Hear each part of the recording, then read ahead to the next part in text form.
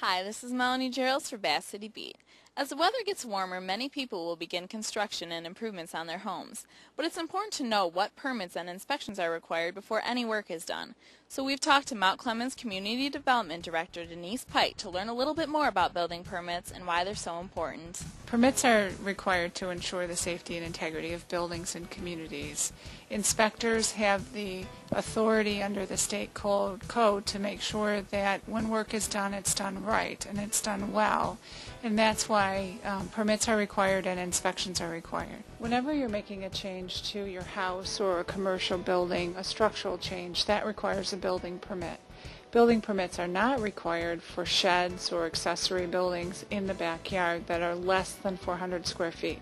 That actually requires a different type of permit. If you have a building permit, you have to have a building inspection. If you have an electrical permit, electrical inspection, plumbing inspections. So the type of discipline or the type of permit would mandate what inspections are required. In the city of Mount Clemens, and this is specific to Mount Clemens, I don't know about other communities, in the city of Mount Clemens on certain building permits, we require a bond so that we ensure that people get their final inspections. So for a roof there would be a bond, or a shed there'd be a bond, and again that's really to entice people to call for their final inspections so that we know the work again is done well and done right. You can obtain building permits from the building departments of your local community, so go to your city hall before you start building and make sure you ask about any specific requirements.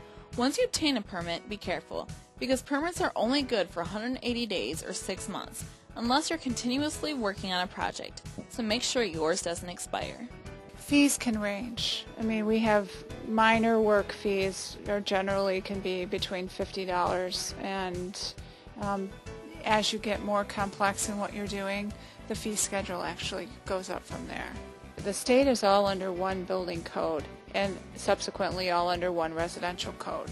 So the type of permit would not differ, but your fees again could be different. Remember, building officials and building inspectors love to talk to people about buildings, so if you have any questions, feel free to call your local government. Otherwise, you can find the Michigan Building Code online through michigan.gov, and information should be available at your local library. There are a couple of programs here in the county, in Macomb County, one through the county government that provides for home rehab for low and moderate income families.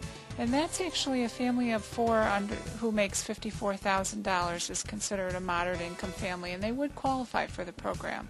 So that's available through the county's Planning and Economic Development Department.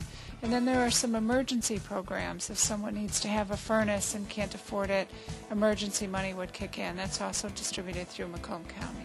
Building permits and inspections help ensure that a building is safe and that the work has been done properly.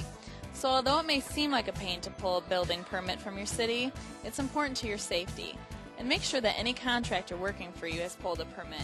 And hopefully this will help construction go quickly and smoothly. For Bass City Beat, I'm Melanie Geralds.